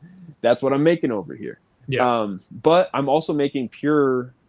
I've produced more pure Darwins, I'd say, than a lot of people in the hobby over the past few years. Sure. And so it's like I don't only do crosses, but when it comes to the pure stuff, I tried to specifically buy examples that to me were just like, that's so different.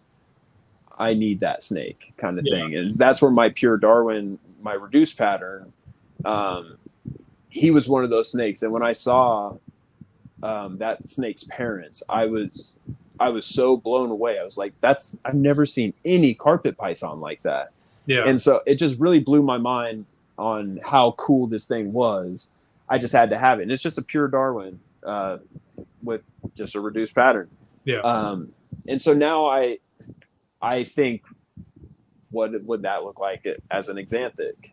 What would it look like with granite? And so I took that snake and I started plugging it into other genes as well, because we also don't know genetically how that gene is inherited.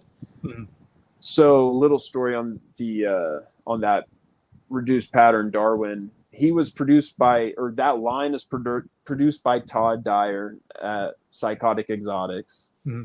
The animals came from the Swedish zoo stock, which apparently there was a zoo in Sweden that had albino Darwins, and they were able to disperse them. However, Nick and Todd and Carrie were the guys that got those snakes. And so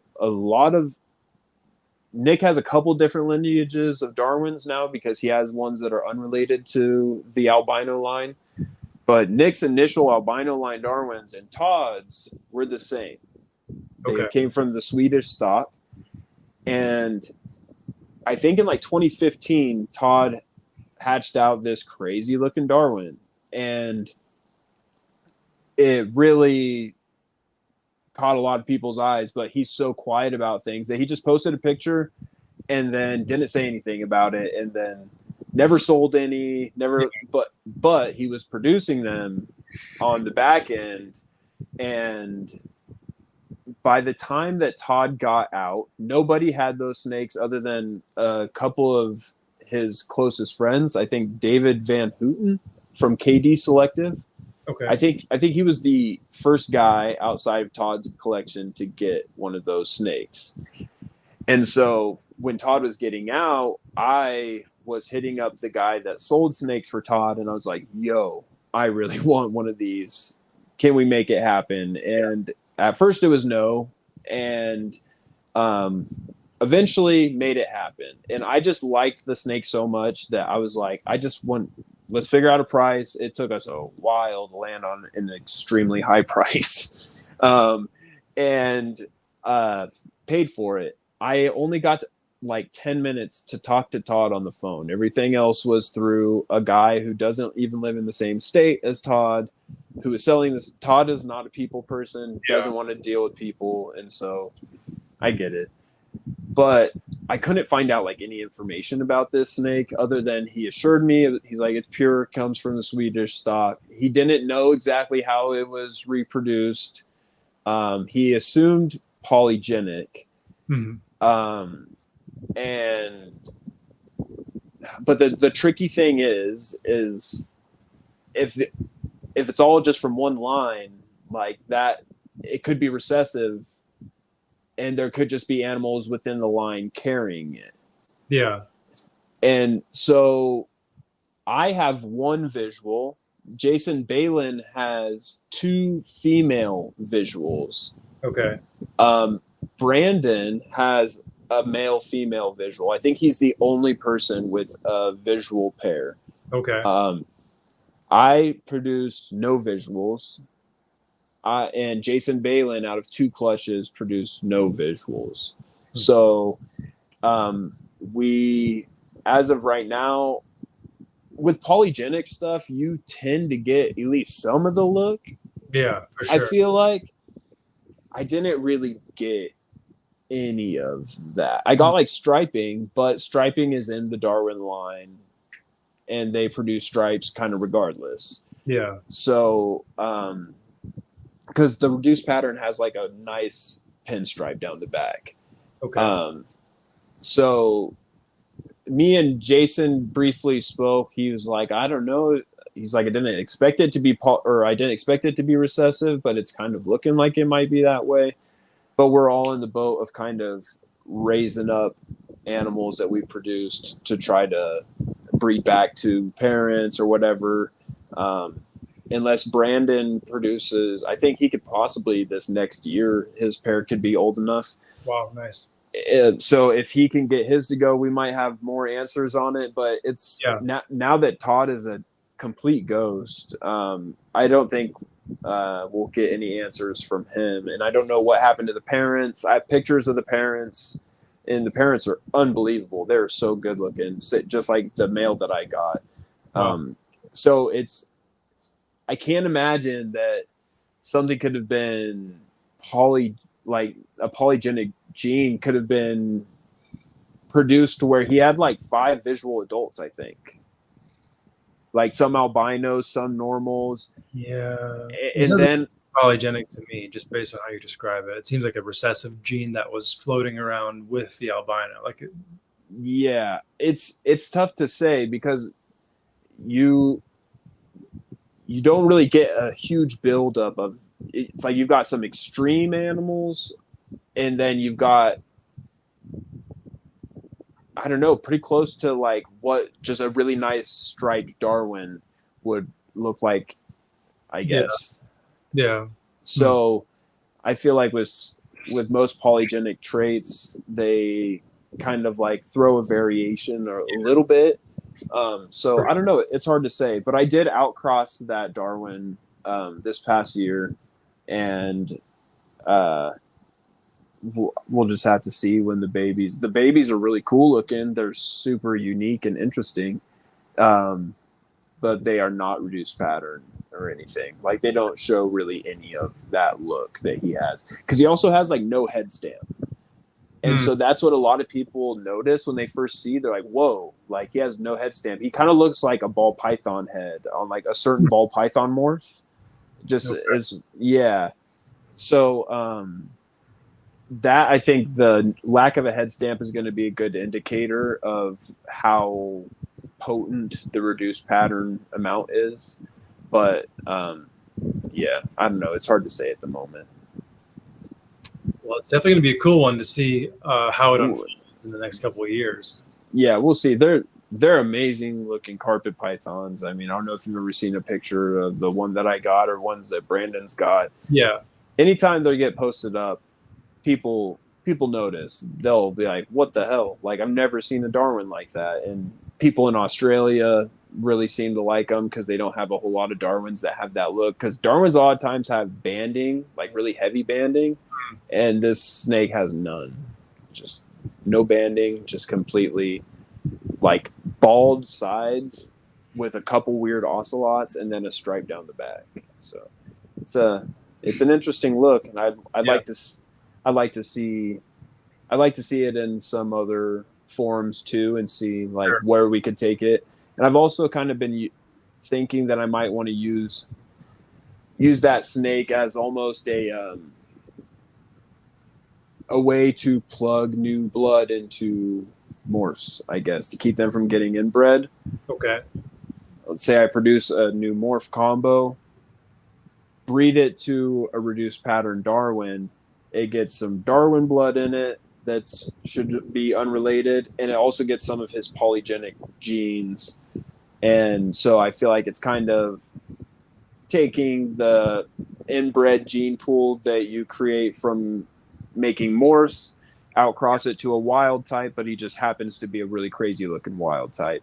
Yeah. So that might be what I end up doing down the road. Okay. I know it sets you back as far as like it undoes a lot of the work you've done on color for selective breeding and stuff, but I think also I just like experimenting. I like not knowing what I'm gonna get more than knowing like what every baby's gonna look like. Yeah, no, there's definitely a lot of fun in that. Yeah. Sure. So would you say that that's like your main focus with the carpets going forward? Is that reduced pattern Darwin project? I'd say the main focus is actually exanthic granite combo stuff. Okay. So I produced one clutch from my exanthic het granite to exanthic het granite zebra, and then the female just never bounced back. So I've got my really badass exanthic zebra that's 100% het granite, and I got a whole bunch of his babies that are just unbelievable exanthics that are 66% pos het granite. So I want to try to make some exanthic granite zebras. And then this year I took that same male and I bred him to a super caramel. So I got a whole clutch of caramels that are het exanthic. Okay. And there's half the clutches like zebras. So caramel zebras that are het exanthic and 50% pos het granite. Yeah. So I'm hoping to take some of those and breed them down the road to the clutch of exanthics that I got, and I can make like exanthic granite super zebra caramels, stuff like that. I have no concept of what that would look like. See, that's the thing, it hasn't been done, and so that seems fun to me. I mean, maybe it's been done in Australia, but with carpets it's not like morph breeding with carpets isn't like with ball pythons where it's like we actually do care about the selective breeding aspect, and like the individual animal means something as opposed to like, oh, it's got the genes, good enough for me. Like we like good examples of the genes in the carpet python world. So yeah, I don't know. No, I mean it's definitely better that way. And I think with there's hundreds of ball python morphs. There's maybe a couple dozen carpet morphs at best, and when you have a limited number of genes to work with, you have no choice but to focus on quality within that gene, because you reach the end point pretty quickly. Yeah, exactly. And I mean, there's even within a clutch, carpet pythons can just look so different that you just don't. In my experience, like a whole clutch of pied ball pythons, regardless of what breeder is making them, they look pretty similar.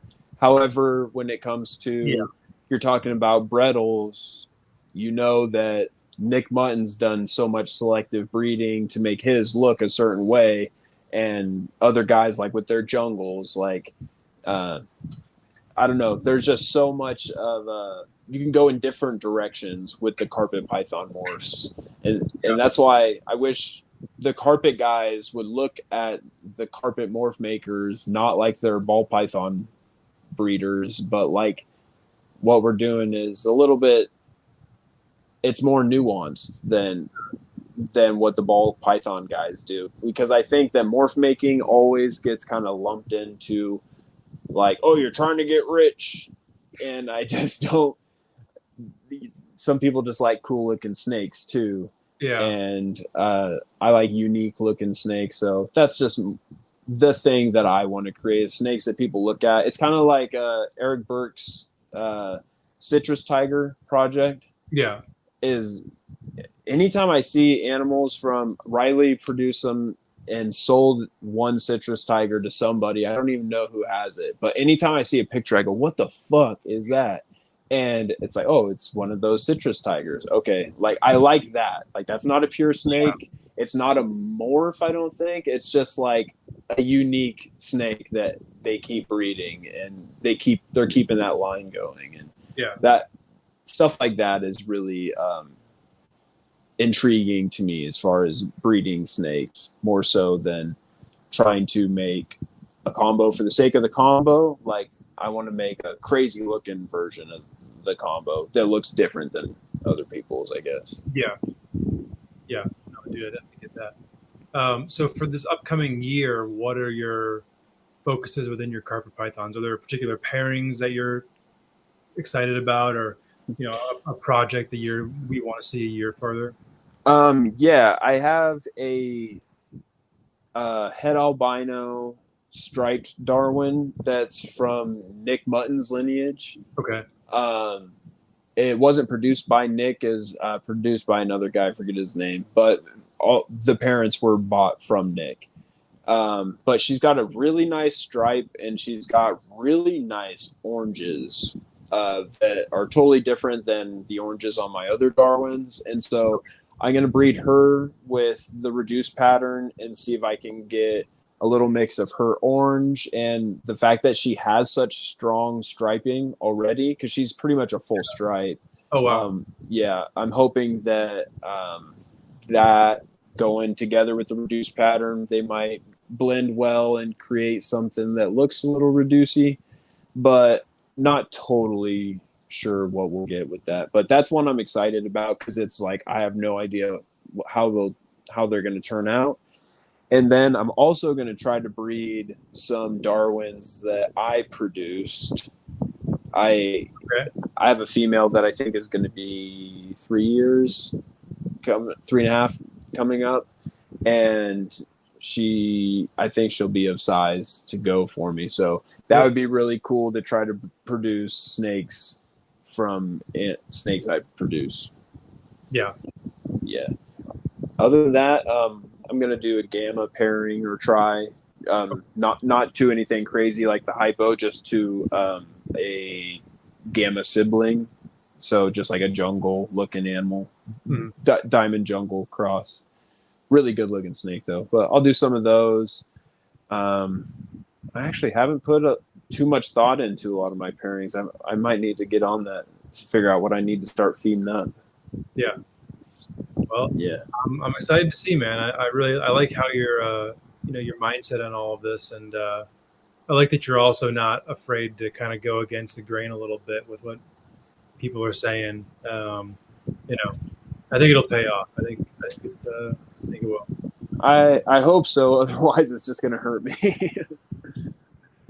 But oh well. I mean, I just doing this to try to make myself happy. If other people enjoy this, fuck yeah. If not, that's all good. We don't got to hate each other or nothing. They're just snakes. Yeah. Amen. They're just snakes. You don't need to ruin friendships and hate people over just snakes. Right. Exactly. They're just awesome, but let's all be cordial and happy and just be glad we can do this. It's a pretty cool thing. And like we were talking about earlier, like the accessibility that this hobby has now, like you can order snakes to your front door tomorrow. So it's a cool spot to be. Yeah, absolutely. Well, dude, thank you for your time tonight. This has been awesome. This is the first round 2 I've done on here, and woo! I think we've logged like 5 hours of podcasting now this year. So I know, right? Some light work. But where can people find you on social media? Where can they hit you up for available animals and all that good stuff?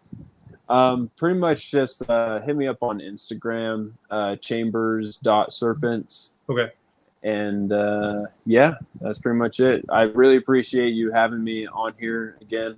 Absolutely. You're a great person to talk snakes with. I feel like I don't get a lot of judgment or anything when I go against the grain. I feel like it's met with understanding, and so I appreciate everything you do for the hobby, the industry. I think that you're you're an integral part of the growth in this thing, whether or not you see it or not. You see it. You probably don't. You don't act like it, but I'm sure you see it. I like to do my part, but no, it definitely, I appreciate that. It feels good to hear that. So thank you. Yeah, keep killing it, man. You're a top dog. I'm trying. I mean, you're the scrub king. I don't claim that, but if anyone wants to call me that, I'm not going to tell them not to. So. Yeah, we'll get you a crown and shit. Like a Burger King crown. Nah, dude, we're gonna go all out. It's gonna be a fucking snake, and then you have to wear that at like the Trap Fest, the Carpet Fest, the reptile shows. You gotta wear it like the Burger King guy with the full get up, like you're the shit, and then I think we'll be good. Oh yeah, I think that's gonna go over really well. Well, yeah, man. When you have the designs, shoot them over. I'd love to see it. I'll mock them up tonight.